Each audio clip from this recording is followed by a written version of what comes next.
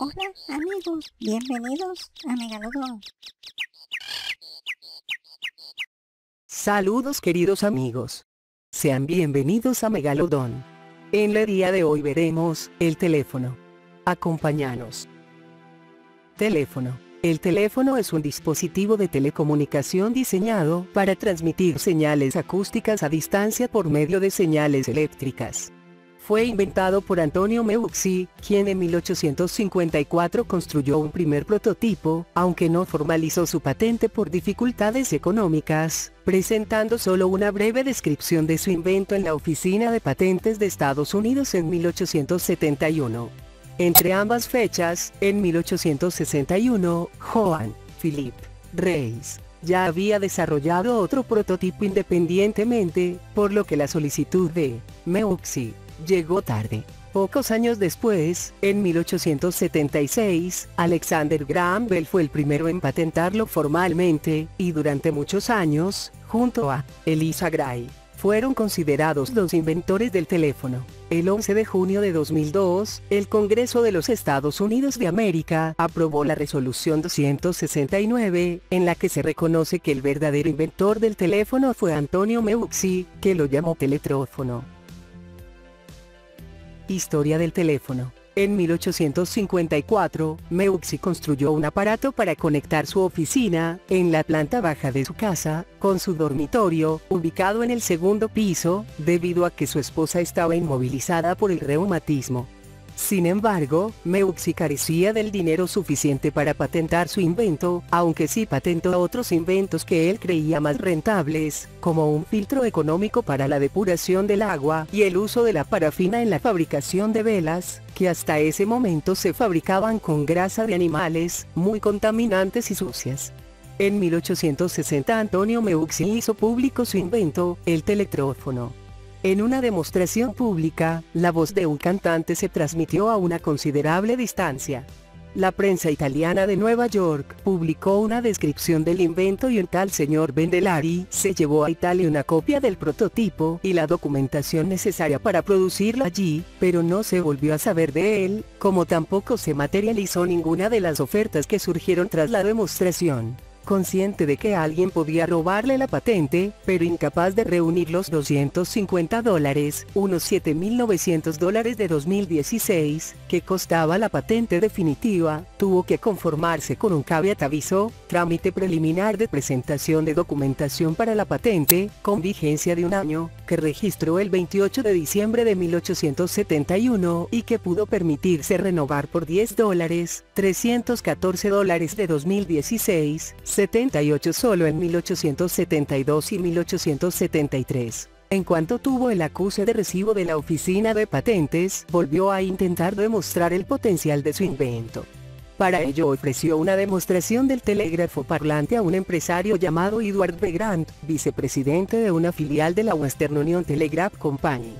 Cada vez que Meucci trataba de avanzar, se le decía que no había hueco para su demostración, así que a los 2 años, Meucci pidió que le devolvieran su material, a lo que le contestaron que se había perdido. En 1876, Alexander Graham Bell registró una patente que realmente no describía el teléfono, pero lo mencionaba como tal.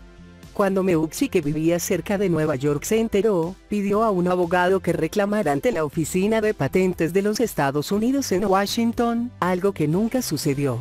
Sin embargo, un amigo que tenía contactos en Washington se enteró de que toda la documentación referente al telégrafo parlante registrada por Meucci se había perdido. Una investigación posterior puso en evidencia un delito de prevaricación por parte de algunos empleados de la Oficina de Patentes sobornados por la compañía de Bell. En un litigio posterior entre la empresa Bell Telephone Company, creada en 1877, y Western Union, afloró que existía un acuerdo por el cual Bell pagaría a la Western Union un 20% de los beneficios derivados de la comercialización de su invento durante 17 años. 10 años después, en un proceso legal de 1886, Meucci tuvo que demandar incluso a su propio abogado, sobornado por el poderoso Bell. Sin embargo, Meucci supo hacer entender al juez que no cabía duda en cuanto a la autoría del invento registrado. A pesar de la declaración pública del entonces secretario de Estado, Existen suficientes pruebas para dar prioridad a Meucci en la invención del teléfono. A pesar de que el gobierno de Estados Unidos inició acciones legales por fraude contra la patente de Alexander Graham Bell, el proceso embarrancó en el arenal de los recursos por los abogados de Bell, hasta cerrarse en 1889 debido a la muerte de Meucci. Meucci falleció pobre y amargado y jamás vio la gloria y el reconocimiento de su talento, el cual chocó con su escaso conocimiento del inglés y su poca desenvoltura ante las artimañas legales y los ingentes intereses económicos de las grandes corporaciones de Estados Unidos. El 11 de junio de 2002, el Boletín Oficial de la Cámara de Representantes de los Estados Unidos publicó la resolución N. 269, por la que se honra la vida y el trabajo del inventor italiano. En la misma se reconoce que fue Antonio Meucci en vez de Alexander Graham Bell quien inventó el teléfono. Reconoció además que Meucci demostró y publicó su invento en 1860 y concluye con un reconocimiento a su autoría en dicha invención. Funcionamiento del teléfono clásico. El teléfono clásico está formado por dos circuitos que funcionan juntos. El circuito de conversación, que es la parte analógica, y el circuito de marcación, que se encarga de la marcación y llamada. Tanto las señales de voz como las de marcación y llamada, señalización, así como la alimentación, comparten el mismo par de hilos. A esto a veces se le llama señalización dentro de la banda de voz. La impedancia característica de la línea 600. Lo más llamativo es que las señales procedentes del teléfono hacia la central y las que se dirigen a él desde ella viajan por esa misma línea de solo dos hilos. Para poder combinar en una misma línea dos señales, ondas electromagnéticas, que viajen en sentidos opuestos y para luego poder separarlas se utiliza un dispositivo llamado transformador híbrido o bobina híbrida, que no es más que un acoplador de potencia, duplexor.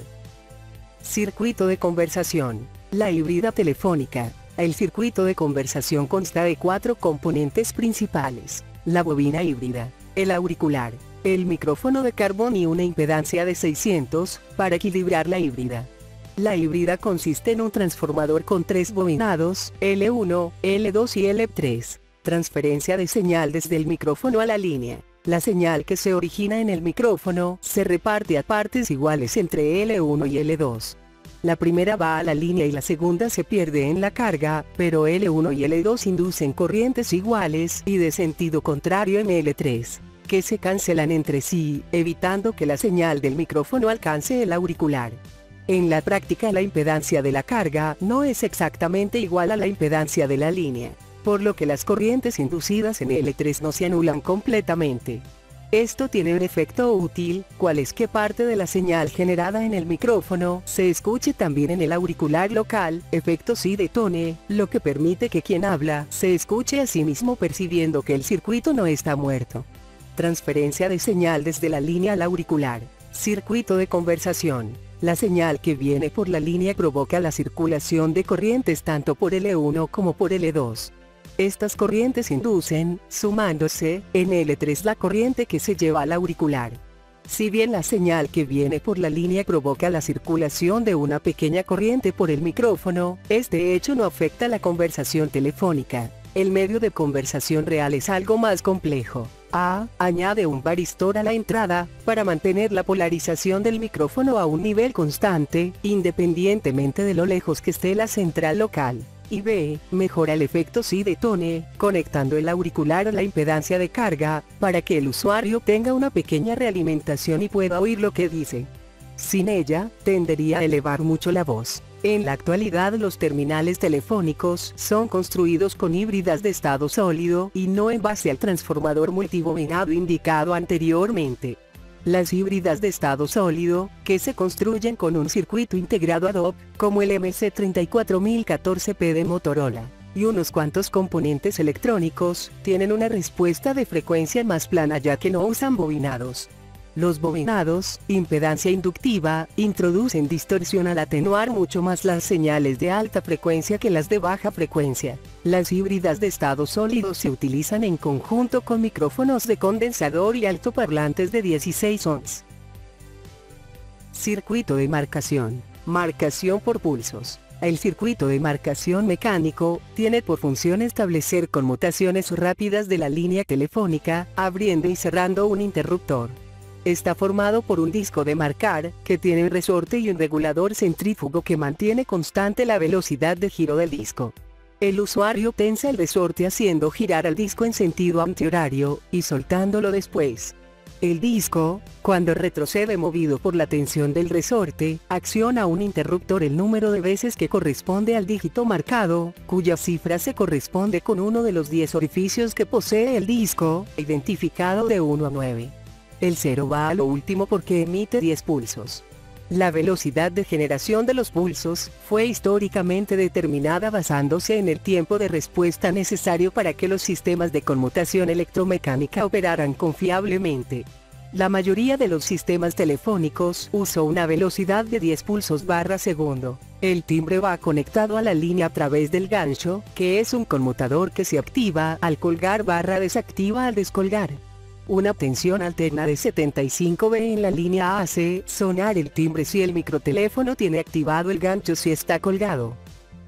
Marcación por tonos. Como la línea alimenta el micrófono a 48V, esta tensión se puede utilizar para alimentar, también, circuitos electrónicos. Uno de ellos es el marcador por tonos, que fue desplazando a la conmutación electromecánica gracias a varias ventajas sobre aquella. Tiene lugar mediante un teclado que contiene los dígitos y alguna tecla más, asterisco y numeral, cuya pulsación produce el envío de 2 tonos simultáneos para cada pulsación. Timbre. El timbre electromecánico, que se basa en un electroimán que acciona un badajo que golpea la campana a la frecuencia de la corriente de llamada, 25 Hz, se ha visto sustituido por generadores de llamada electrónicos, que, igual que el timbre electromecánico, funcionan con la tensión de llamada, 75V de corriente alterna a una frecuencia de 25 Hz, enviada superpuesta a los 48 voltios de tensión continua de la línea. Suelen incorporar un oscilador de periodo en torno a 0,5 S, que conmuta la salida entre 2 tonos producidos por otro oscilador. El circuito va conectado a un pequeño altavoz piezoeléctrico. Resulta curioso que se busque en tonos agradables para sustituir la estridencia del timbre electromecánico. Un error muy común es creer que el tono de llamada que percibimos en el auricular se corresponde con el timbrado del abonado llamado al otro extremo de la línea. Esto no es así, de hecho incluso puede nunca llegar a sonar el otro teléfono, aunque escuchemos el tono de llamada, ya que ambas cosas se generan por separado. El tono de llamada es una señal de 1 kHz introducida por la central telefónica, ya que la frecuencia de 25 Hz es inaudible. Esto ha sido todo por el día de hoy. Esperamos que les haya gustado nuestro video. No olviden suscribirse y comentar. Tu vida es un arte.